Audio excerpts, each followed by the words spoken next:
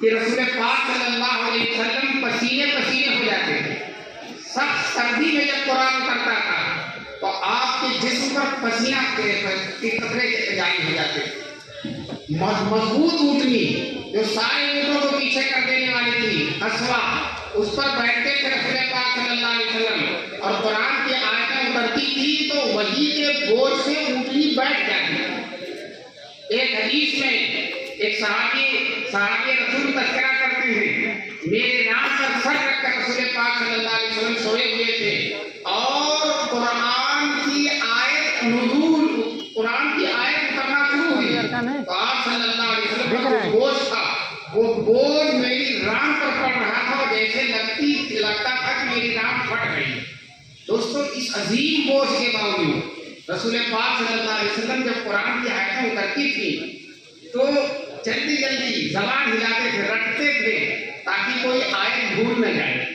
حضور بڑے اہتمام کے ساتھ یاد کرنے کی کوشش کرتے تھے کہ اتنا قیمتی کلام، اللہ کا آخری کلام، اس سے بڑھ کر کوئی کلام ہو ہی نہیں سکتا، اور اس کا کوئی جملہ، کوئی سوچا، کوئی نقطہ میرے ذہن سے اوجھل نہ ہو جائے. دوستو یاد رکھیے گا، قرآن رٹے بغیر یاد نہیں ہوتا. جب تک آدمی زبان سے رٹے گا نہیں تب تک قرآن یاد نہیں. تو سوچے کیسے مطالعہ کر کے یاد کر لیں. زندگی بھر مطالعہ کرتے کرتے بوڑھا ہو جائے گا، قرآن یاد ہی نہیں ہوگا جب تک کہ رٹے گا. اور جو حفاظ ہیں بڑے بڑے، وہ لڑکوں سے کہتے ہیں رٹو، خوب رٹو. ہمارے حافظ رحمۃ اللہ صاحب، اللہ ان کی قبر کو نور سے بھر دے، وہ چھڑی سے مارتے تھے کہ زور زور سے پڑھو، زور زور سے پڑھو، زور زور سے پڑھو. اچھا، لڑکے کو زور زور سے پڑھتے بھی تھے اور خوب جھومتے بھی تھے. اتنا جھومتے تھے کہ پیچھے والے کپڑے کا دامن سکڑ جاتا. اتنا بیٹھتے تھے، جھومتے تھے. تو ہمارے استاد تو کہتے ہیں رٹو رٹو رٹو، یاد کرو. اور رسول پاک صلی اللہ علیہ وسلم کے استاد اللہ تعالیٰ کہتے ہیں آپ کو رٹنے کی ضرورت نہیں ہے. لا تحرک به لسانک ہے. آپ قرآن کے سلسلے میں اپنی زبان کو حرکت مت دیجیے، مت رکھیے. اِنَّا عَلَيْنَا جَمْعَهُ وَقُرْآنَهُ، میں ذمہ داری لیتا ہوں. اللہ تعالیٰ فرماتے ہیں میں ذمہ داری لیتا ہوں، میرے ذمہ ہے قرآن آپ کے سینے میں ڈال دینا. میں آپ کے سینے میں ڈال دوں گا، اور جس چیز کو اللہ ڈال دے دوستو وہ کبھی نکلنے والی نہیں ہے. ہمارے حافظوں کو بھول جانے کا خطرہ ہے، لیکن ہمارے رسول پاک صلی اللہ علیہ وسلم کو بھولنے کا کبھی بھی خطرہ نہیں ہے، کیونکہ قرآن اللہ تعالیٰ نے آپ کے سینے میں ڈال دیا. اِنَّا عَلَيْنَا جَمْعَهُ وَقُرْآنَهُ، اللہ کہتے ہیں صرف سینے میں ڈال دینا میری ذمہ داری نہیں ہے، وہ قرآن پڑھانا بھی میری ذمہ داری ہے. میں آپ کو یاد بھی کرا دوں گا اور قرآن پڑھوا بھی دوں گا. فَإِذَا قَرَأْنَاهُ فَاتَّبِعْ قُرْآنَهُ، جیسے میں پڑھاؤں اسی طرح سے پڑھیے گا. دیکھیے، اصل تو قرآن اللہ نے پڑھایا، جبریل لے آئے اور رسول پاک صلی اللہ علیہ وسلم نے پڑھا. قرآن جیسا اللہ نے پڑھایا، جبریل اسی طرح سے جبریل لے کر آئے اور اسی طرح سے رسول پاک صلی اللہ علیہ وسلم نے پڑھا، اور ہو اسی طرح سے 1,24,000 صحابہ نے پڑھا، اور ہو اسی طرح سے قیامت تک اہل حق قرآن پڑھتے رہیں گے. قیامت تک اہل حق قرآن پڑھتے رہیں گے. دوستو، یہ قرآن پڑھنا بھی ایک معیار ہے. جو حق پر نہیں رہتا دوستو قرآن پڑھ بھی نہیں پاتا. حق پر جتنا زیادہ گمراہ اتنا ہی غلط پڑھتا، جتنا زیادہ گمراہ ہے اتنا ہی غلط پڑھتا. یہ حق کی اور باطل کی پہچان ہے قرآن کریم میں پڑھنا. اگر صحیح پڑھے گا تو اگر وہ صحیح ہے، اس کا عقیدہ صحیح ہے، حضور کو مانتا، صحابہ کو مانتا ہے، اللہ کو صحیح ایمان رکھتا، فرشتوں کو مانتا ہے، تو وہ قرآن صحیح پڑھے گا. وہ قرآن صحیح پڑھے گا. اور اگر اللہ کو نہیں مانتا تو ایک غیر مسلم قرآن پڑھ رہے تھے، الحمدللہ رب العالمین، بڑے ماہر تھے، بڑے تھے، لیکن کیا پڑھا تھا؟ رب پڑھ نہیں سکتا. اسی طرح سے مسلمان فرقوں میں جو غلط قسم کے ہیں، جو صحابہ کو نہیں مانتے، جو ائمہ کو نہیں مانتے ہیں، جو حضور کی شان کا حق ادا نہیں کرتے ہیں، دوستو وہ بھی قرآن صحیح نہیں پڑھتے. آپ پوری دنیا میں اس کو گھوم کر دیکھ لیجیے. ایک جگہ ایک امام باڑے میں گیا تو وہاں بیٹھا ایک آدمی قرآن پڑھ رہا. میں نام نہیں لوں گا امام باڑہ کس کا ہوتا. تو بہت دیر تک میں غور کرتا رہا، حالانکہ میں حافظ قرآن بہت دیر تک غور کرتا رہا، سمجھ ہی نہیں پایا کہ توریت پڑھ رہا کہ انجیل پڑھ رہا کہ زبور پڑھ رہا، سمجھ ہی نہیں آیا۔ لا یو ہے مولا، یہ حق کے پر نہ ہونے کی دلیل ہے۔ اللہ تعالیٰ نے ہمارے بچوں کو حافظ بنایا، اور انشاءاللہ آج سے 1400 سال پہلے مکہ اور مدینہ کی گلیوں میں جس طرح سے صحابہ کرام قرآن پڑھتے تھے، انشاءاللہ یہ بچے ہمارے اسی طرح سے پڑھیں گے انشاءاللہ۔ اس مدرسے نے مدرسے اشاعت الحق نے حق کی اشاعت کا حق ادا کر دیا۔ 93 بچے قرآن کریم کے حافظ ہوئے۔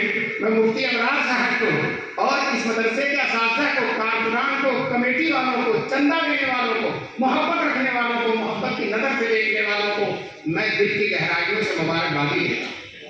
اور یہ جو 93 بچے ہوئے ہیں، یہ دولت جس گھر میں گئی ہے، اس گھر میں آج تک اگر حافظ نہیں ہوا تو اس سے بڑی دولت گئی۔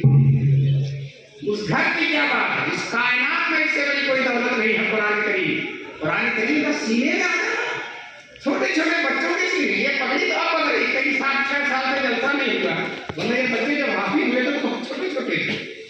یہ قرآن کا معجزہ ہے کہ چھوٹے چھوٹے بچے بھی قرآن کریم کے حافظ ہو جاتے ہیں۔ ہمارے رسول پاک، میں نے بتایا سب سے پہلے حافظ کون ہے؟ رسول پاک صلی اللہ علیہ وسلم۔ اب جتنے حافظ ہوتے جائیں گے قیامت تک، وہ رسول پاک سے جڑتے چلے جائیں گے، اور ان کا سینہ حضور پاک کے سینے سے قریب ہوتا چلا جائے گا۔ دوستو کیا مقدس ہے وہ لوگ جن کا سینہ سرور کونین کے سینے سے قریب ہوتا چلا جائے گا۔ یہ حفظ قرآن کی برکت، یہ اتنی بڑی دولت ہے کہ دنیا میں بڑے بڑے بادشاہوں کو خواب و خیال میں بھی اب دولت نصیب نہیں ہوئی۔ بادشاہ کے پاس خزانہ ہے، دولت ہے، بادشاہت ہے، لیکن دوستو کل نہ خزانہ رہے گا، نہ دولت رہے گی، نہ بادشاہت رہے گی، سب نام و نشان مٹ جائے گا، کوئی نام لینے والا بھی نہیں رہے گا۔ اور قرآن کریم کا حافظ آج بھی عزت کے ساتھ ہے، اور کل بھی عزت کے ساتھ رہے گا، قبر میں بھی عزت کے ساتھ رہے گا، میدان محشر میں تو حافظ قرآن کی بہار ہی بہار ہوگی۔ دوستو حافظ قرآن سے کہا جائے گا کھڑے ہو جاؤ، 10 آدمیوں کی چن کر سفارش کر دو، اور تمہاری سفارش کی برکت سے وہ بھی جنت میں چلے جائیں گے۔ دوستو یہ پگڑی باندھنے والے معمولی نہیں ہیں، اور میدان محشر میں اپنے خاندان کے کئی حدیث ہے، اور علماء نے اتنا بیان کیا کہ مفتی زید صاحب بیٹھے ہوئے متواتر ہو گئی ہمارے دور میں کہ حافظ قرآن اپنے خاندان کے 10 آدمی جن کے جہنم واجب ہو چکی ہے، وہ جو حافظ قرآن کی سفارش سے اللہ تعالیٰ اس کو جنت میں پہنچا دیتے ہیں۔ بتائیے کتنی بڑی بات ہے۔ اور ایک حدیث ہے، بیہقی کی روایت ہے، حدیث کی سند بھی میرے پاس موجود ہے، میدان محشر میں اللہ تعالیٰ حافظ قرآن کو بلائیں گے، اپنے سامنے کھڑا کریں گے۔ آج مولانا لوگوں کے سامنے کھڑے ہوئے ہیں، پگڑی بدی ہے، کل یہ اللہ کے سامنے کھڑے ہوں گے، اللہ بلائیں گے۔